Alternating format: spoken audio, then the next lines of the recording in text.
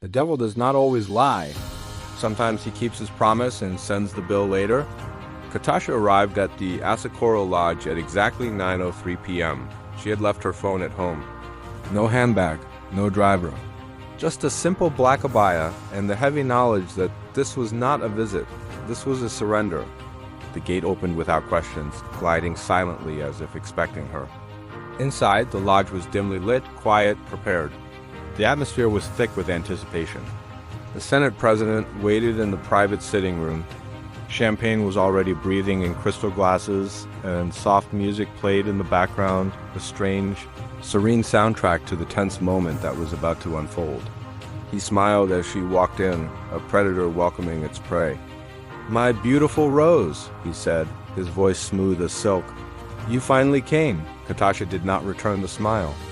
Her face was a mask of cold resolve. "Let's get this over with," she said quietly, her voice devoid of emotion. He laughed softly, a low, dismissive sound. "No rush. Tonight, we take our time." He stood and gestured for her to follow him upstairs. The room he led her to was large, polished, designed to both impress and intimidate. Silk sheets covered the king-size bed. Heavy curtains blocked out the outside world. Mirrors on the walls reflected too much truth, multiplying the tension in the room. Katasha stood still, her body rigid. Then, the inner door to the suite opened, and Senator Mrs. Ngozi Nyoku walked in. She was wearing red lace, holding a glass of champagne. Looking as calm as a woman attending a private dinner with old friends, Katasha froze. The sight of her rival, her accuser in this place at this time, was a shock that went through her like an electric current. "Ngozi?" Her voice cracked, barely a whisper. "What are you doing here?" Mrs. Nyoku smiled, a slow, knowing smile that didn't reach her eyes. "The same thing you are doing, my dear, paying." The Senate president sat at the edge of the bed, completely unhurried, the master of ceremonies in this twisted theater. "Both of you caused inconvenience," he said calmly, his voice chillingly matter-of-fact. "Both of you will resolve it." Katasha shook her head, a flicker of disbelief in her eyes. "You said it was only me," he shrugged, a small, indifferent gesture.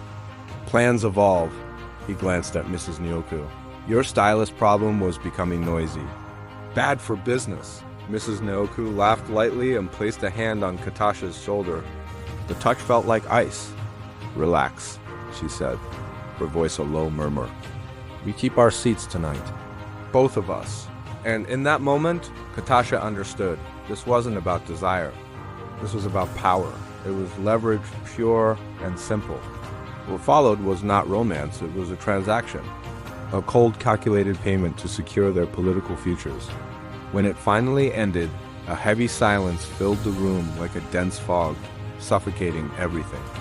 The Senate president was the first to stand. He straightened his clothes, his demeanor unchanged. "Your issues are resolved," he announced, as if closing a business deal. "From tomorrow, everything disappears." Mrs. Nyoku adjusted her robe, a triumphant smile playing on her lips. "Thank you, sir." Katasha said nothing. She dressed slowly, her movements mechanical, her mind a million miles away.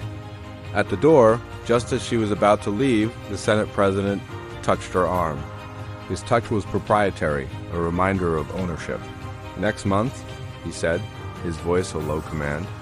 Same arrangement. She did not respond. She simply walked out, leaving a piece of her soul behind in that room. The very next morning, the storm vanished. It was as if it had never happened. The blogs deleted the stories. The news sites pulled the articles. The whispers of investigation stalled and faded into nothing. The threats that had been hounding me evaporated into thin air. On Monday, my land transfer, the one that had been stuck in bureaucratic hell, went through without a single hitch. It was all gone. Wiped clean. Katasha returned to the Senate plenary, composed, flawless. Her makeup was perfect, her posture impeccable. But her eyes were empty, holding a new, chilling darkness. Mrs. Ngozi Nyoku chaired her committee meeting with an air of absolute authority, as if the scandal had never touched her. They were both safe. The price had been paid. And me? I tried to find my own peace. I married. Her name was Amina. She was gentle, quiet, a good, God-fearing woman. After all the chaos, the lies, and the darkness, she felt like a calm port in a raging storm. She felt like peace. We kept the wedding small, no noise, no politics, just our closest family. For a brief, fleeting moment, I allowed myself to believe the nightmare was finally over. I was so wrong.